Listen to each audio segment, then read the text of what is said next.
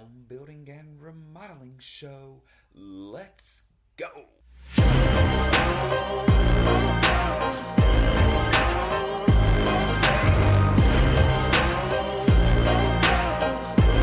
Welcome everybody to the home building and remodeling show. My name is Chris Kirby and I'll be your host. I am the owner of 3 construction companies on the Alabama Gulf Coast. The show is about residential construction. We're going to cover topics of home building and remodeling. Are you thinking of doing a remodel or building a home? Are you a contractor looking to improve your knowledge base or grow your business? Have you ever done a remodel project or built a home? There were so many things you wish you knew or that you could have done differently during the process. Then this show is for you. We break down the process of building and remodeling and how to have the best results during your project. Whether you're a DIYer looking for tips, someone looking to hire a contractor to do a project, or a contractor looking to expand your knowledge base or your business. Welcome aboard. Glad to have you. Stay tuned. We kick off the show with my thoughts on home building and remodeling. I'll share best practices and talk about some of our experiences in business and out in the field. These shared thoughts and lessons learned are meant to help you on your very own journey. Let's go. We're going to talk about having a pre-construction checklist. So one of the toughest things in construction, or for the client in construction, is getting them to understand how much legwork is involved in preparing a piece of raw land for construction.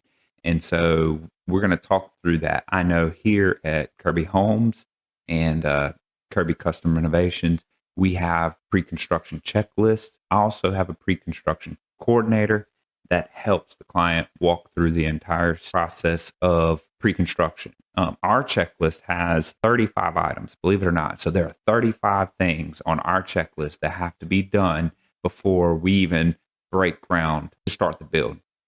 So we'll go from really the beginning, which is identifying the lot and why you want your builder involved. When you first start looking at lots, it's because the builder is going to take a look at the lot and he's going to understand the site and prep work that it's going to take to prepare the lot. But not only that, he or she will also understand what it's going to take to get the utilities to the property, whether or not you're going to have a septic, or will you be on public sewer?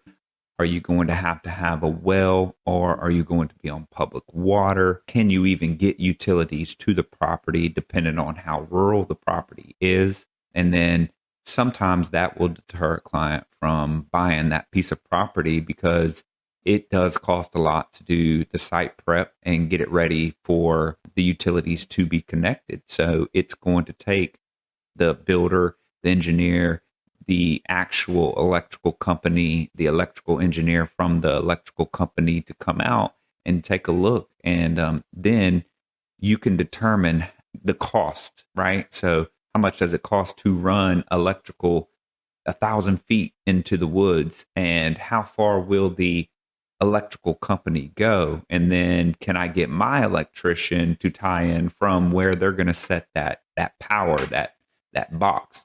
So there are limitations on what you can do depending on the property, where it's at, how rural it is. Whereas in a subdivision, an empty lot, let's just say an empty lot that's clear, is much easier to prepare for building on. So your builder should be looking at that and telling you, okay, most likely you're going to be on public sewer, public water. Here's how much it's going to cost to connect to those. Here's who you need to call. These are some of the things we do. And that's why just identifying the lot and then looking at and evaluating what it's going to take to prepare the site to build your home. And so that is the first step in our checklist. And now we move into Shop Talk. It's the portion of the show where I bring in a co-host and we cover trending topics in home building and remodeling. Hope you enjoy. Let's go. All right, so today we're going to talk a little bit about bathroom remodeling. Again, I've got Mark here, and we're going to just kind of break down a bathroom remodel in general, maybe answer some questions, talk about best practices, and some of the materials that we use specifically Right now, all we used to do, and we'll just jump right in. We used to do what was called a mud bed, and we've switched from doing that, which was basically taking the mortar and building it up, correct? Yeah. Creating a slope. That's right. Okay. And then we went away from that. Why did we go away from doing that? Some of it is the waterproofing is more of a challenge. Yeah. To get it waterproofed, your liners and everything is a few more steps. Takes a little longer. So now the Saluda product, takes some of the steps out and makes it a lot easier to work with. Yeah. So some of the Schluter kit that we use now, it's lightweight. It's a compressed foam. It is. And it comes with a curb. You can also get a bench. They have niches. Yep. They have all the different things that you would need typically in your shower, but they're lightweight, and where we would have to pour a mud bed. And how long do you think it would take to do the old school way versus what we do now? So the old school way, you would have to pour your mud bed. Yep. Waterproof it, and then water test it. Yeah. Stop the drain up, put your little water in it, and let it set 24 hours. Yeah. So now you're in 2 days just to get it red guard and water tested. Yeah. Where with the Saluda pan, you have 1 day and you're ready to set tile. Gotcha. Yeah. So it saved us a day, which, for us is a hefty bit on labor. And then it was also more lightweight. A lot more lightweight. So what's the difference in we talked about the mud bed. So the pan, people say mud pan, they say a pan, shower pan. There's all different types of names you can call this thing. But we now use the Curdy for that, the Schluter system for that. And on the walls, a part of that Schluter system is the Curdy board. It is either Curdy board or the Curdy membrane. Curdy board or Curdy membrane. Yeah, which we typically use the membrane. Okay. It does apply directly over a green rock. Okay. 10 sets.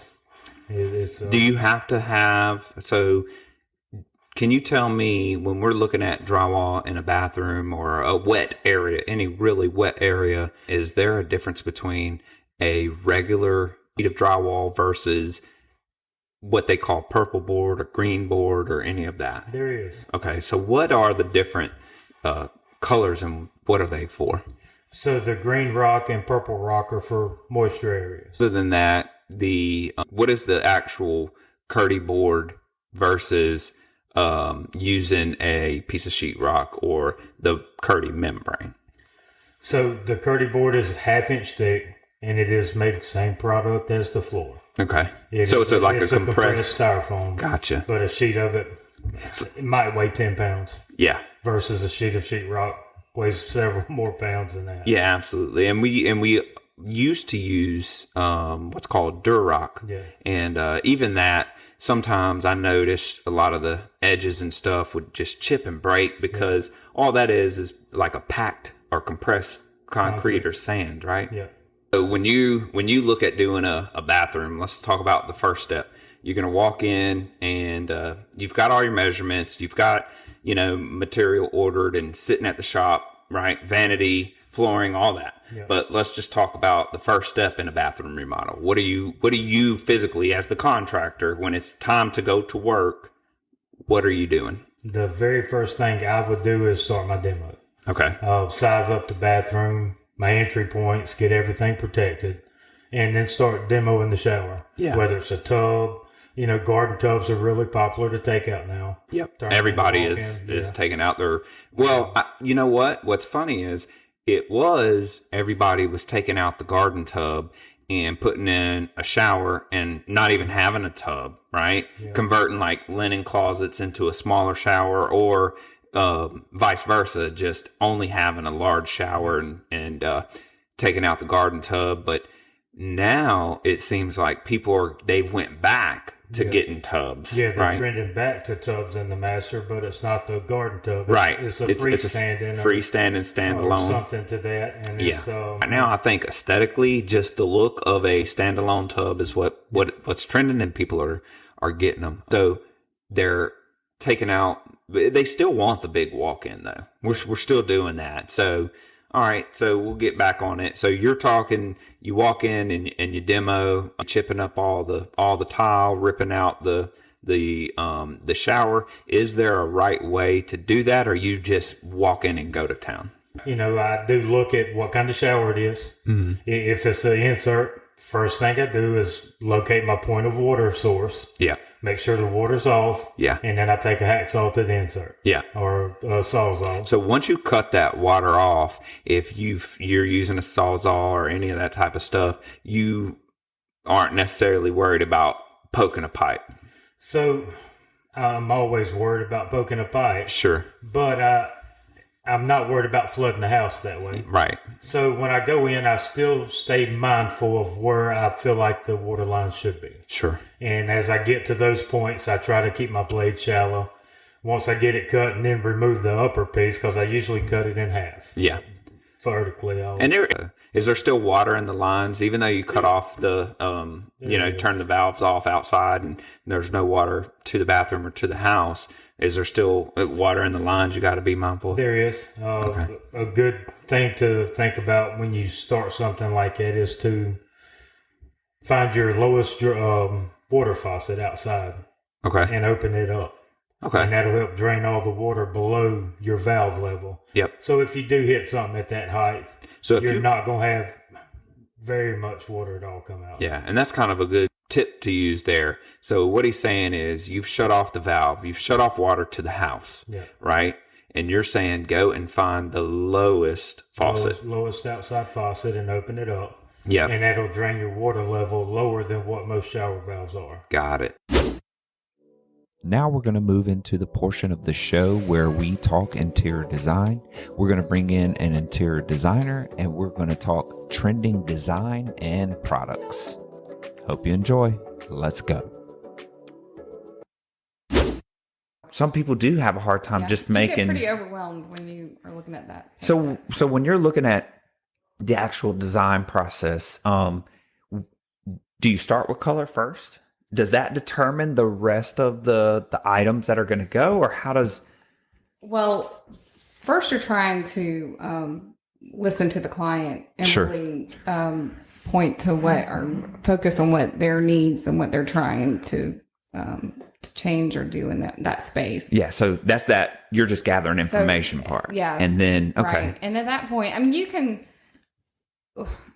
walk around the house and see a color palette, or if they're wanting to do something completely different, that's fine too. It's their home. Now, is there times you have to kind of can they get wild and you have to keep that in check? Like with their usually ideas. I'm probably the one that pushes the envelope more than they do. Yeah. Oh, that's good though. I mean, so, but you still corral them and give them options and things like that. Right. So, yes. So ideally I would give them 2 to 3 options. And that's for any selection that they have. Sure. Flooring, paint color, tile. So because there's a lot of finishes, whatever, but you can definitely narrowing down all those options is what I need to do. And there's a lot of decisions to be made. Right. And that's the reason why you kind of listen to their needs and put together 2 or 3 options instead of, you can walk in even into our place and look at our big tile display and there's 150 tile on there. So they don't know where to begin. And so that's really where you put the effort in. Right. Okay. So we did the consultation. Casey won the job. He put together the budget and you guys have really put together the picture. So from there, now what's kind of the next step? Going through the selections process with the client at that point. Once all those selections are made, being part of that install and the actual job that's being done. Yeah. So we'll give them, we'll give them a date to start. Let's just say it's a kitchen remodel. So we'll put them on the board, and usually, it's not a let's start right away. Right. Because there are selections that have to be made. And so once they give us a deposit, we start ordering materials. And so let's just say they have 30 items. Well, 29 might be within 10 days, but their cabinets may be custom and you're 4 months out. Right. So realistically, for any contractor or designer to say, oh, we can get started soon, it's really, some cases it may be true if you already know that it's an easy project with not a lot of selections and materials. But in most cases, especially in remodeling, there's going to be some lead time on materials. So, and we let them know that, and then we schedule it. And let's just say now all their materials have come in and we're ready to start the install and remodel. One of the more important parts you spoke of earlier was that you like to be there for installs. Yes.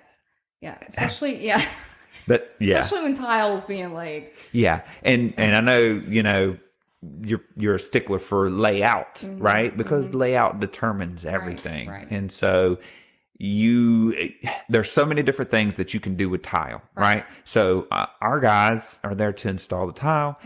They're going to get the tile and they're going to say, okay, if it's, let's just say subway tile, okay, we're just going to vertically stack it. Well, you may want it differently. Exactly. You may want to herringbone it. You may want to, And this is why I wanted to work with a builder, because I wanted to be, I wanted to go through that process together on that. Like, there's so many opportunities for mistakes when designers are, and it's not to, and there's designers that work for great builders. I'm not saying that, but to have it all under one roof, even being that it's 3 separate companies, it flows.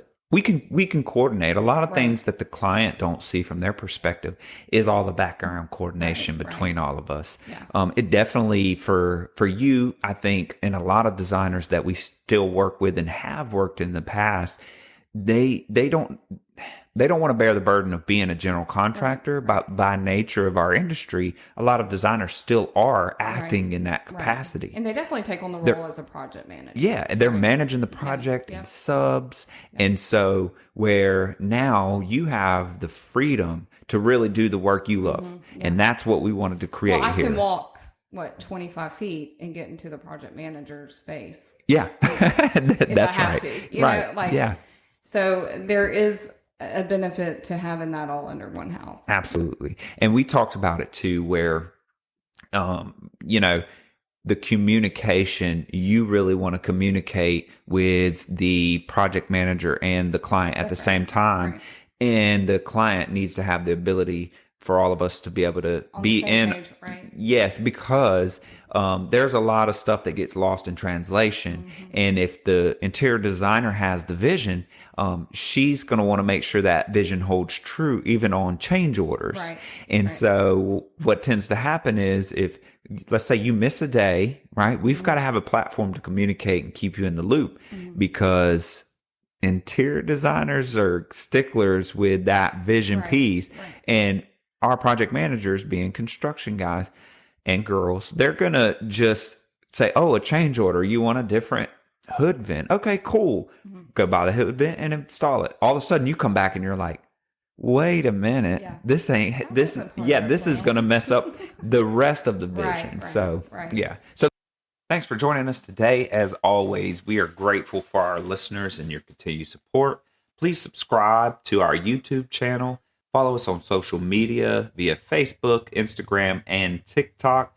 Get more info at our website, www.thehomebuildingshow.com.